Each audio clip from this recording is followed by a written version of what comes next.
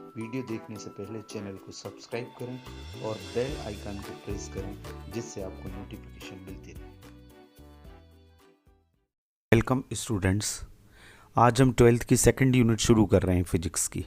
और इस यूनिट में हम पढ़ेंगे करंट इलेक्ट्रिसिटी, धारा विद्युत। और धारा विद्युत के अंतर्गत हम आज अध्ययन करेंगे धारा घनत्व का, करंट डेंसिटी का, अनुगमन वेग यानी ड्रिफ्ट वेलोसिटी का, इसका डेरिवेशन भी निकालेंगे और सबसे ख़ास ओम का नियम, ओम्स लॉ को करेंगे। तो चलिए शुरू करते हैं।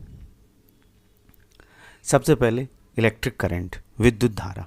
जब किसी भी कंडक्टर के यानी तार के सिरों पर हम विभवांतर लगाते हैं, यानी उसको बैटरी से कनेक्ट करते हैं, उसको सेल से कनेक्ट करते हैं, तो उसमें चार्ज का फ्लो होने लगता है, आवेश प्रवाहित होने लगता है। और इस आवेश प्रवाह की दर को ही क्या कहते हैं? विद्युत धारा। दर का मतलब होता है अपॉन टाइम। जैसे आपने 11th में पढ़ा, वेग परिवर्तन की दर को त्वरण कहते हैं। तो वेग परिवर्तन के नीचे क्या आया? टाइम आया, रेट आया। तो करंट का मतलब क्या? आवेश प्रवाह की दर, rate of flow of charge is called the electric current. तो यूनिट टाइम में जितना आवेश फ्लो हो रहा है, एकांक समय में जितना आवेश किसी भी बिंदु से चालक के किसी भी परिच्छेद, उसको कहते हैं परिच्छेद, तो उसको कहते हैं विद्युत धारा। तो इसका मतलब ये हुआ कि यदि किसी चालक के किसी परिच्छेद से, किसी हिस्से से t सेकंड में q चार्ज फ्लो हो रहा है, तो विद्युत धारा होगी I is to Q upon T. अब हमने क्वांटाइजेशन में पढ़ा है q इज टू एनी, तो इस q की जगह हम क्या रख सकते हैं? एनी। तो हमारा फार्मूला हो जाएगा I is to n e upon T. तो ये दो फार्मूले धारा के हो गए करंट के, Q upon T rate of flow of charge, और ये एनी अपॉन टी। यदि आप पास नंबर ऑफ इलेक्ट्रॉन्स हैं, इलेक्ट्रॉन ई की वैल्यू तो 1.6 इंटू 10⁻⁻19 कूलाम होती है, और टाइम है तो आप करंट निकाल सकते हैं। यूनिट निकालेंगे इसका। यूनिट निकालने का तरीका आपको पता ही है, formula I is to Q upon T है। क्यू यानी चार्ज के यूनिट होता है कूलाम, और टाइम का होता है सेकंड। इसको कहते हैं एम्पियर, यानी 1 एम्पियर बराबर होता है 1 कूलाम बटे 1 सेकंड। यदि एम्पियर की हमें डेफिनेशन देना है तो इसका मतलब हुआ, यदि किसी चालक के किसी परिच्छेद से, किसी एरिया से 1 सेकंड में 1 कूलाम चार्ज फ्लो हो रहा है, तो उस करंट को, उस धारा को 1 एम्पियर कहते हैं। ये देखिए, यदि किसी चालक से 1 सेकंड में 1 कूलाम आवेश प्रवाहित होता है, तो उसमें बहने वाली धारा 1 एम्पियर कहलाती है। खास बात इसमें ध्यान रखना है कि विद्युत धारा स्केलर क्वांटिटी है, अदिश राशि है, लेकिन इसकी दिशा सर्किट में हमको शो करनी पड़ती है। तो परंपरा ये है कि विद्युत धारा की दिशा धनावेश के फ्लो की डायरेक्शन में होती है, धनावेशों के प्रवाह की दिशा में होती है, या यूं कह सकते हैं कि इलेक्ट्रॉनों की प्रवाह की विपरीत दिशा में। इलेक्ट्रॉन जिस सिरे से जाते हैं उसके अपोजिट साइड धारा की दिशा होती है। सेल जब हम लगाते हैं तो एक बड़ा उसमें डंडा लगाते हैं और एक छोटा, बड़े का मतलब होता है प्लस, छोटे का मतलब होता है माइनस।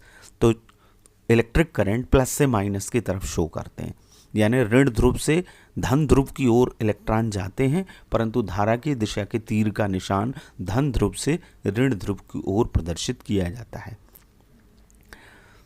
जैसे आप यदि योग करेंगे धाराओं का, तो वो वेक्टर सम के बराबर नहीं होती। यदि किसी परिपथ में किसी बिंदु पर 2 या 2 से अधिक धाराएं आकर मिलती हैं, हम आगे किरचॉफ के नियम और पढ़ेंगे, तो कुल धारा इनके अंक गणितीय सिंपल टोटल के बराबर होती है, इनके वेक्टर सम के बराबर नहीं होती। अब एक दूसरी क्वांटिटी और है इसमें, कुछ डेफिनेशंस हम आज के लेक्चर में करेंगे। शुरुआत में जो डेफिनेशंस है, फिर हम डेरिवेशन करेंगे। तो एक और है करंट डेंसिटी, ये वेक्टर क्वांटिटी है। करंट डेंसिटी क्या है? किसी चालक के एकांक क्षेत्रफल परिच्छेद से, यूनिट एरिया से प्रवाहित होने वाली धारा को उस बिंदु पर धारा घनत्व कहते हैं। यूनिट एरिया से यदि I धारा फ्लो हो रही है तो धारा घनत्व हो जाएगा J, इसको शो करते हैं J से I अपॉन ए, ये वेक्टर क्वांटिटी है, एरो आएगा इसमें। तो J is equal to I upon a, सदिश राशि है, और इसकी दिशा भी वही होती है जो धारा की दिशा होती है, यानी धनावेश प्रवाह की दिशा में। तो ये बड़ी इंपॉर्टेंट क्वांटिटी है। अब इससे हम यूनिट निकाल लें। आई का यूनिट हमने अभी निकाला ही है, वो क्या है, एम्पियर है, और एरिया का, क्षेत्रफल का यूनिट होता है मीटर स्क्वायर, तो ये होगा एम्पियर पर मीटर स्क्वायर इसका यूनिट। ये आपको समझ में आ गया होगा। इसको थोड़ा सा हम और दूसरे रूप में जे को निकाल सकते हैं। अब आई की वैल्यू हमको पता है क्यू अपॉन टी होती है। यदि हम यहाँ आई की जगह क्यू अपॉन टी रख दें तो हमारा फार्मूला हो जाएगा J is equal to Q upon A t. इसमें एक और आगे बढ़ा सकते हैं हम, क्यू इज इक्वल टू क्या होता है, एन ई, तो जे इज इक्वल टू क्या हो जाएगा, एन ई अपॉन ए टी। ये इसका जे का फार्मूला है। मूलतः फार्मूला ये है जो डेफिनेशन से निकला है, आई अपॉन ए। इसको हम अलग अलग तरीके से लिख सकते हैं क्योंकि आई की वैल्यू हम इसमें रख सकते हैं। नेक्स्ट है ड्रिफ्ट वेलोसिटी, अनुगमन वेग। अब ये क्या है, देखिए इलेक्ट्रॉन किसी भी चालक में अनियमित गति करते हैं। मुक्त इलेक्ट्रॉन जो होते हैं किसी भी चालक में, जो आउटर ऑर्बिट में होते हैं। देखिए नाभिक की संरचना आपने पढ़ी है, उसमें नाभिक परमाणु की संरचना पढ़ी है, उसमें नाभिक में धनावेशित कण प्रोटॉन होते हैं और न्यूट्रॉन होते हैं, और इलेक्ट्रॉन उसके विभिन्न कक्षों में ऑर्बिटल्स में रिवॉल्व करते हैं। जो नाभिक के पास रहते हैं वो तेज बलों से बंधे रहते हैं, लेकिन जो नाभिक से दूर रहते हैं वो कम बलों से बंधे रहते हैं, वो सरफेस पे आ जाते हैं, उनको कहते हैं फ्री इलेक्ट्रॉन्स। तो फ्री इलेक्ट्रॉन जिगजैग मोशन करते हैं, गति करते हैं। लेकिन जब यदि किसी चालक के सिरों पर कोई हम बैटरी लगा देते हैं, वोल्टेज उसके अक्रॉस लगा देते हैं, तो वो जब गति करते हैं तो धनावेशों से उनकी टक्कर होती है और एक निश्चित समय के बाद वो एक एवरेज वेलोसिटी एक्वायर कर लेते हैं, यानी वहाँ विद्युत क्षेत्र डेवलप होता है। तो किसी चालक में इलेक्ट्रॉन विद्युत क्षेत्र के प्रभाव में, जो हमने इलेक्ट्रिक फील्ड लगाया है, एक नियत औसत वेग से गति करते हैं। कुछ ही मिली सेकंड के बहुत हजारवें हिस्से में ये काम हो जाता है, तो एवरेज वेलोसिटी से मूव करने लगते हैं जब हम वोल्टेज लगाते हैं। और इस एवरेज वेलोसिटी को, नियत औसत वेग को क्या कहते हैं, अनुगमन वेग या ड्रिफ्ट वेलोसिटी। आपको इतना याद रखना है, किसी चालक में इलेक्ट्रॉन विद्युत क्षेत्र के प्रभाव में, on influence of electric field, electron moves from a average velocity. This average velocity is called drift velocity. इसकी वैल्यू होती है 10⁻⁴ मीटर पर सेकेंड। वेग है इसलिए मीटर पर सेकेंड इसका यूनिट होगा। ये बहुत ही कम है और इसको भी सफिक्स डी से शो करते हैं, ड्रिफ्ट। तो वी डी। एक और इसमें क्वांटिटी है गतिशीलता। किसी आवेश वाहक के, आवेश वाहक से मतलब वो धनायन भी हो सकता है और इलेक्ट्रॉन भी हो सकता है, कि अनुगमन वेग और विद्युत क्षेत्र का अनुपात जो कहलाता है उसको मोबिलिटी कहते हैं या गतिशीलता कहते हैं, और उसको म्यू से शो करते हैं। किस का अनुपात, ड्रिफ्ट वेलोसिटी वी डी का और ई का, कैपिटल ई, यानी म्यू इज इक्वल टू क्या होता है, वी डी अपॉन ई। ये कुछ डेफिनेशंस हैं जो आपको याद रखना है। अब इसकी यूनिट हम निकाल लेते हैं। वी डी की यूनिट क्या है, मीटर पर सेकेंड। ई की यूनिट है वोल्ट पर मीटर। तो जब वोल्ट पर मीटर ऊपर जाएगा तो ये जाएगा मीटर स्क्वायर प्रति वोल्ट इंटू सेकेंड। इसकी यूनिट भी याद रखिए, metre square volt into second, पर वोल्ट इंटू सेकेंड। ये मोबिलिटी की या गतिशीलता की यूनिट है। अब हम विमी सूत्र और उसका विमी सूत्र इसी आप उससे निकाल लेंगे अपना जो यूनिट है। तो m-1 L0 T2 और A इसका विमी सूत्र है। अब हम एक डेरिवेशन करते हैं, विद्युत धारा और अनुगमन वेग में संबंध, relation between current and drift velocity. I और वी डी में क्या संबंध है। देखिए ये डायग्राम आप देख रहे होंगे, ये एक चालक हमने लिया है, एक तार है, तो सिलिंड्रिकल इसको बना लिया है। इसके दो पॉइंट हैं ए और बी। इसके सिरों पर हमने एक वोल्टेज अप्लाई कर दिया वी, बैटरी लगा दी, प्लस और माइनस ये इसके ध्रुव हैं। तो ड्रिफ्ट वेलोसिटी वी डी है, विद्युत क्षेत्र जो डेवलप होगा वो वेक्टर ई है, और ये जो है इतना डिस्टेंस, इसका लेंथ एल है, एरिया ए है। चलिए कैसे करेंगे। मान लीजिए एक चालक ए बी है जिसकी लंबाई क्या है, एल है, ये एल दिखाई दे, और अनुप्रस्थ परिच्छेद का क्षेत्रफल यानी एरिया ऑफ क्रॉस सेक्शन क्या है, कैपिटल ए है। तो आयतन सबसे पहले निकालें हम। वॉल्यूम क्या होता है, क्षेत्रफल में यदि हम लंबाई का और गुणा कर दें तो क्या आ जाएगा, आयतन आ जाएगा। तो वॉल्यूम इसका क्या हो गया, AL। अब यदि चालक के एकांक आयतन में मुक्त इलेक्ट्रॉनों की संख्या स्मॉल n है, एकांक आयतन यूनिट एरिया में 1 centimetre by 1 centimetre by 1 centimetre, unit area में कितने मुक्त इलेक्ट्रॉन हैं, n। तो पूरे चालक में पूरा आयतन हमने ऊपर निकाल लिया है। तो एक एरिया में एकांक आयतन, एक वॉल्यूम में एकांक आयतन में n इलेक्ट्रॉन है, तो AL आयतन में कितने होंगे, n इंटू आयतन। तो इसको हम कैपिटल, पूरे इलेक्ट्रॉनों को हम मान लेते हैं कैपिटल N। तो ये हो गया n इंटू AL। अब यदि प्रत्येक इलेक्ट्रॉन पर चार्ज क्या है, स्मॉल e, स्मॉल e होता है इलेक्ट्रॉनिक चार्ज, तो आवेश कितना होगा, Q बराबर Ne। Q बराबर Ne होगा, कौन सा, कैपिटल Ne, पूरा चार्ज। तो ये n की वैल्यू हम यहाँ रख देंगे, तो NaLe हमारे पास आवेश आ जाएगा पूरे चालक पर। ये जो n का मान है वो यहाँ आ गया, ALN स्मॉल e, ये हमारा इक्वेशन 1 हो गया। ये जो एक बनाया हमने, Q इजिकल टू ALNE। अब हम जानते हैं एक फार्मूला 11 से हमने पढ़ा है और 9 से, चाल बराबर दूरी बटे समय। इससे यदि हम समय निकालें तो समय क्या आएगा, दूरी बटे चाल। तो यदि अनुगमन वेग VD है और आवेश Q को चालक को पार करने में लगा समय अपन निकाल लेंगे T। दूरी कितनी है चालक की, L, और अनुगमन वेग कितना है, VD। ये देखिए VD अनुगमन वेग है, डिस्टेंस कितनी है, L है, तो टाइम क्या आएगा, L अपॉन VD। ये हमने टाइम निकाल लिया। अब हम धारा के फार्मूले में ये दोनों वैल्यू रख देंगे। धारा का फार्मूला क्या होता है, अभी निकाला, I is equal to Q upon T। तो Q की वैल्यू ये ऊपर आ जाएगी ALNE, और T की वैल्यू नीचे आ जाएगी L अपॉन VD। तो किस तरह से, Q अपॉन T ऊपर आ गया ALNE ये वाला, और नीचे आ गया L अपॉन VD ये वाला। तो क्या होगा, L से L कैंसिल हो जाएगा, ये वाला L इस वाले L से कैंसिल हो जाएगा, ये VD ऊपर पहुंच जाएगा। तो NEA VD, ये NEA और ये VD, ये हमारा अनुगमन वेग और धारा में संबंध है, relation between current and drift velocity. इसी में यदि पूछा जाता है कि धारा घनत्व और अनुगमन वेग में संबंध ज्ञात कीजिए, तो J और I में जो संबंध है उसमें ये हम रख देंगे। कैसे, देखिएगा, I इजिकल टू हमारे पास क्या है, NaVDE, ये आया। अब J का वैल्यू क्या है, ये भी हमने पढ़ा, I अपॉन A। I की वैल्यू ऊपर रख देंगे, A से A क्या हो जाएगा, कैंसिल हो जाएगा, ये A से ये A हमारा क्या हो जाएगा, कैंसिल। तो NEVD ये J और VD में संबंध है। तो दोनों संबंध हमने किए, I और VD में और J और VD में। I में करेंगे तो NaVD आएगा, और J में करेंगे तो A कैंसिल हो जाएगा, ये आपको ध्यान रखना है। अब हम पढ़ते हैं ओम का नियम। 10th से आप इस चीज़ को पढ़ रहे हैं।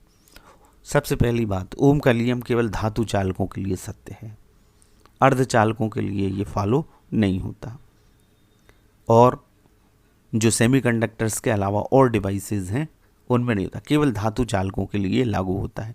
ओम का नियम है क्या, इस नियम से के अनुसार यदि किसी चालक की भौतिक अवस्था जैसे लंबाई, ताप या घनत्व में परिवर्तन ना हो, ये कुछ कंडीशंस हैं, तो उसके सिरों पर लगाया गया विभवांतर और उसमें प्रवाहित धारा का अनुपात नियत रहता है। जॉर्ज साइमन ओम ने ये नियम दिया था। वोल्टेज और करंट का रेशियो समान होगा, या हम यूं कह सकते हैं कि विभवांतर धारा के अनुक्रमानुपाती होता है। चालक के सिरों पर लगाया गया विभवांतर उसमें प्रवाहित धारा के अनुक्रमानुपाती होता है। पोटेंशियल डिफरेंस और voltage is directly proportional to the current flowing in the conductor. You can write V is directly proportional to I। Proportional को हम हटाएंगे तो यहाँ एक कांस्टेंट लगता है, वो कहलाता है कैपिटल R। इसको कहते हैं रेजिस्टेंस या प्रतिरोध। तो R इजिकल टू क्या आ जाएगा, V अपॉन I। R क्या है, कांस्टेंट है, जो बहुत सारे कारक हैं जिन पर निर्भर करता है, वो हम आगे करेंगे। तो R equal to V upon I, यानी वोल्टेज में धारा का भाग दें तो एक कांस्टेंट राशि आएगी। वोल्टेज और धारा के बीच में यदि ग्राफ खींचा जाए तो ओम का नियम जो चालक फॉलो करते हैं उसमें एक सरल रेखा ये आता है। ये हमारे यूनिट में, हमारे कोर्स में प्रैक्टिकल भी है, जिसमें ओम के नियम का हमें वेरिफिकेशन करना है और तार का प्रतिरोध ज्ञात करना है। फिजिक्स के सेक्शन ए का फर्स्ट प्रैक्टिकल यही है और ये हमको करना भी है। इसको हम वेरीफाई करते हैं तो वो आगे हम करेंगे। अब ये प्रतिरोध इससे निकला, तो प्रतिरोध एक्चुअली में है क्या? जब हम रास्ते पे अपनी गाड़ी से जाते हैं तो स्पीड ब्रेकर आते हैं। स्पीड ब्रेकर का मतलब क्या होता है? रुकावट। तो जब चालक में मुक्त इलेक्ट्रॉन बहते हैं तो धनायनों से उनकी टक्कर होती है।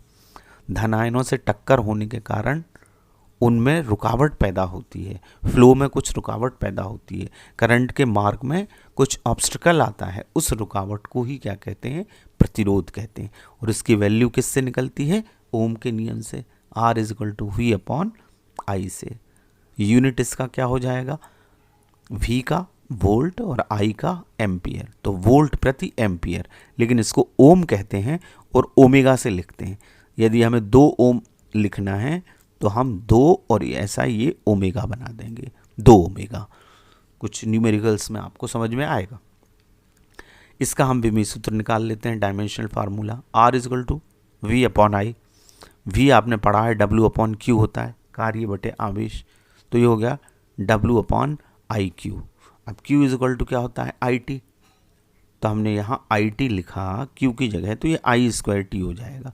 अब W का जो विमीय सूत्र होता है ML2T-2, कार्य बराबर बल गुणित विस्थापन, बल का MLT-2 इंटू L, तो ML2T-2। I का A, ये तो मूल राशि है, तो A के ऊपर 2 आ गया और T का T, ये ऊपर जाएगा तो A के ऊपर ये -2 हो जाएगा, T के ऊपर ये -1 और जुड़ जाएगा तो -3, तो लिहाजा हमारा विमीय सूत्र आ गया ML2T-3A-2। ये हमारा डायमेंशनल फार्मूला हो गया। अब हम एक ख़ास डेरिवेशन कर रहे हैं, ये बहुत इंपॉर्टेंट है। ड्रिफ्ट वेलोसिटी और I में हमने संबंध किया है, वही मुक्त इलेक्ट्रॉन मॉडल कहलाता है। इससे ओम के नियम को कैसे हम निकालेंगे, चलिए शुरू करते हैं। इसको गौर से आप समझ लें। देखिए, ये एक चालक है जिसको हमने अभी ड्रिफ्ट वेलोसिटी में माना था AB। इसकी लंबाई L है और अनुप्रस्थ काट का क्षेत्रफल कैपिटल A है, ये वहाँ हमने सब माना है। मुक्त इलेक्ट्रॉनों की संख्या इसके एकांक आयतन में N है। यदि इसमें V वोल्टेज अप्लाई किया जाता है तो उससे I धारा बहने लगती है, तो इस पर विद्युत क्षेत्र की तीव्रता क्या होगी? देखिए, तीव्रता बराबर होता है विभवांतर बटे लंबाई या विभवांतर बटे दूरी। हमने पढ़ा है समानांतर प्लेट संधारित्र में विभवांतर बराबर तीव्रता गुणित दूरी, तो तीव्रता बराबर क्या होगा? विभवांतर बटे दूरी। तो विभवांतर हमने अप्लाई किया V, दूरी कितनी है उस चालक की? L। यह हमारा फर्स्ट इक्वेशन है। अब विद्युत क्षेत्र में मुक्त इलेक्ट्रॉन पर बल लगता है। विद्युत क्षेत्र में कोई भी आवेशित कण रखा हो तो उस पर बल लगेगा और वो बल क्या होता है? F equal to EE। QE होता है ना, तो Q की वैल्यू एक इलेक्ट्रॉन के लिए क्या होगी? स्मॉल e, ये कैपिटल E की वैल्यू यहाँ रख दीजिएगा। ये हमारे समीकरण 1 और 2 थे, हमने यहाँ से E की वैल्यू यहाँ रख दी, तो ये हो गया F equal to EV upon L। ये हमारा इक्वेशन 3 आ गया। अब ये तो F निकाल लिया हमने, यही F न्यूटन के दूसरे नियम से क्या निकलेगा? यदि एक्सेलरेशन A हो, तो त्वरण A हो और इलेक्ट्रॉन का द्रव्यमान क्या हो? M हो, तो F इजल टू ma हम लिख सकते हैं। ये तो बड़ा फेमस हमारा फार्मूला है, इससे हम बल निकालते हैं, 11th में हमने पढ़ा भी है। तो हमारे पास 2 समीकरण हो गए, एक ये 3rd जिससे हमने F निकाला और एक 4 जिससे F इजल टू ma है। दोनों को बराबर कर दीजिए तो आपके पास आ जाएगा ma equal to EV upon L। इससे A निकालेंगे तो M का क्या करेंगे? पक्षांतर, तो M का साइड चेंज करेंगे, तो ये गुणा में है तो ये कहाँ जाएगा? भाग में आ जाएगा। तो A इजल टू हो जाएगा EV अपॉन ML। ये हमारा 5वां आ गया। अब देखिए, यदि श्रांति काल टाउ और रिलैक्सेशन टाइम टाउ, ये क्या है? एक इलेक्ट्रॉन जब आगे बढ़ता है या इलेक्ट्रॉन किसी चालक में आगे बढ़ते हैं तो उसकी धनायनों से टक्कर होती है। 2 क्रमागत टक्करों के बीच में लगे समय को समय अंतराल को श्रांति काल टाउ कहते हैं।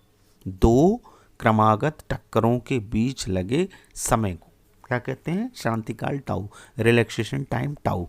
यदि रिलैक्सेशन टाइम टाउ में 0 से उसका औसत वेग vd हो जाता है, वो vd औसत वेग यानी ड्रिफ्ट वेलोसिटी प्राप्त कर लेता है, तो गति का पहला समीकरण v = u + at होता है।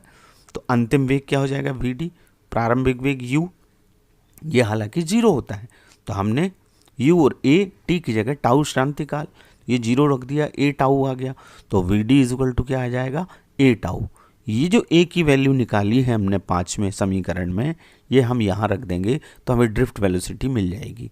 तो हमारी ड्रिफ्ट वेलोसिटी आ जाएगी क्या? ये देखिएगा, ये वैल्यू हमने यहाँ रखी ev/ml × टाउ। अब हमारा समीकरण है जो हमने अभी निकाला है, विद्युत धारा और अनुगमन वेग में संबंध I = NA VDE। ये VD की वैल्यू हम यहाँ रख देंगे, तो NA VD की वैल्यू ev/ml × E। अब इन सबको मल्टीप्लाई करिए, तो NA ये टाउ E²/ml × ये V। हमें V = RI को दिमाग में रखना है, यानी V निकालना है। तो जब ये V निकालना है तो इसका पक्षांतर होगा यहाँ, तो ये सारी चीज़ें उल्टी हो जाएंगी, ml ऊपर चला जाएगा और NA टाउ E² नीचे आ जाएगा × I। ये जो राशि है, ये जो आपको दिख रही है, ये पूरी राशि कांस्टेंट है। देखिए, देखते हैं कैसे, मैं भी बताता हूँ। ये हमने यहाँ तक कर लिया था, ये आ गया हमारा ml/NA टाउ E² I। ये राशि मैं कह रहा हूँ ये पूरी कांस्टेंट है, इसको R कहते हैं। कैसे कांस्टेंट है? m इलेक्ट्रॉन का द्रव्यमान 9.1 × 10⁻³ kg। लेंथ लंबाई तार की निश्चित रहेगी। n नंबर ऑफ इलेक्ट्रॉन्स, जो धातु होगी कॉपर, चांदी या एल्यूमिनियम, उसमें इलेक्ट्रॉनों की संख्या निश्चित रहेगी। एरिया भी हम पर्टिकुलर उस स्थान का ले रहे हैं। टाउ ये श्रांति काल, दो क्रमागत टक्करों के बीच का समय अंतराल भी निश्चित होता है, ये भी निश्चित है। और स्मॉल ई की वैल्यू 1.6 × 10⁻⁹ यानी पूरी क्वांटिटीज क्या है? कांस्टेंट है। तो you can right R in place of this. इसकी वैल्यू क्या होती है? R। एक तरह से R का फार्मूला आ गया, इससे R की निर्भरता निकलेगी, तो हम इसको लिख सकते हैं V = RI।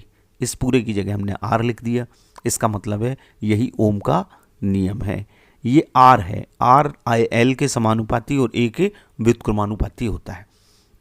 इसी से हम उसकी निर्भरता बताएंगे। नेक्स्ट जब भी वीडियो मैं बनाऊंगा तो मैं आपको इस बारे में बताऊंगा। आज हमने बहुत सारी चीज़ें पढ़ी, इसमें मुक्त इलेक्ट्रॉन मॉडल से हमने अनुगमन वेग भी डेरिवेशन किया, कुछ डेफिनेशंस की, और ये ओम का नियम निकाला। ये आज सेकंड यूनिट की शुरुआत हो गई है।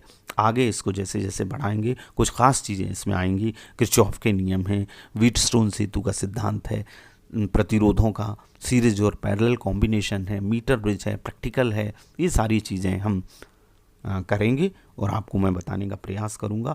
आशा ही नहीं वरन पूर्ण विश्वास है कि आपको समझ में आ रहा होगा। तो thank you for watching. Please like and subscribe my channel Pawan Dwivedi AG Physics।